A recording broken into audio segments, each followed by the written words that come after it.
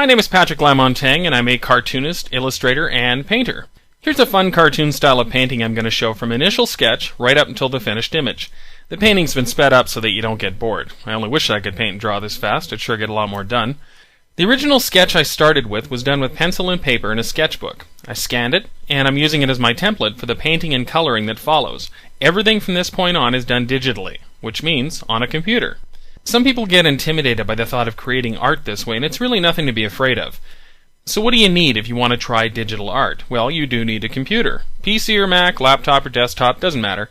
Then you have to think about art software. Well, there are so many options to choose from that if you can't find one that works for you, you're not really looking. Everything from basic sketching programs to ones for drawing and painting. There's design, photography, 3D sculpting. The range is pretty incredible. And the best part is you don't have to spend a lot of money either because many of them are very affordable. Once you have your computer and you have your software, how do you get your ideas out of your head and onto the screen? And that's where a Wacom tablet comes into play. Wacom is the standard when it comes to art tablets. I've been using them for well over a decade, and I wouldn't be able to do the work I do without one. Wacom makes the very best devices on the market, used by professional artists all over the world, but they also have a great selection of tablets designed for students, amateurs, and hobbyists.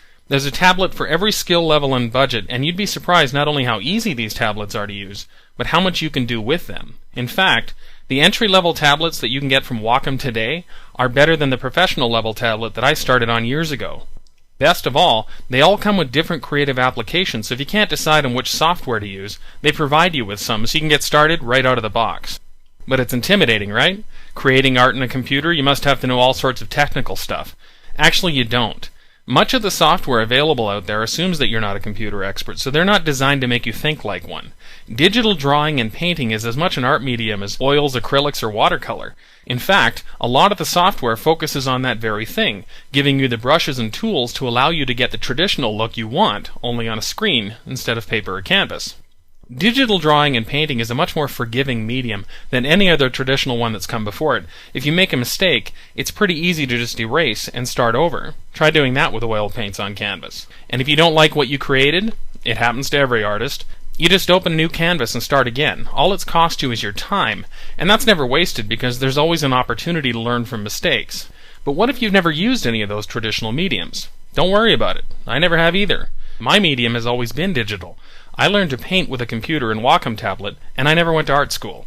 The digital medium has come a long way in a very short time. Today there are artists all over the world creating the majority of their images, whether it's for work or play, on a computer, and almost all of them are using a Wacom tablet. Let's face it, a mouse is not designed for art. Drawing and painting with a pressure-sensitive tablet, using a pen to make your lines and brushstrokes, it's just a natural fit for creative people. Alright, you have your tools, computer, software, Wacom tablet. Now what? See, that's the scary part, isn't it?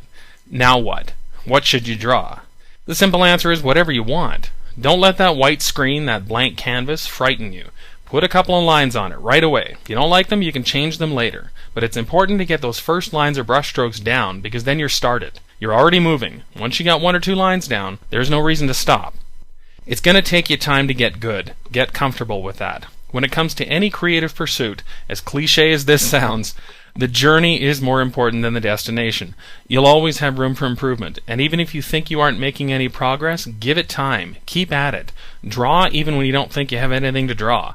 You don't even have to show it to anybody. Just doodle. Even that's practice. I'll tell you from experience, if you put in the time, make the effort to just sit down, put that pen on the tablet, and draw and paint, you'll get better.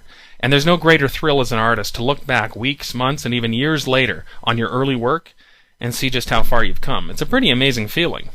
Don't wonder about it anymore. Time is passing. There's no reason you can't create all of those images you see in your head. Get started.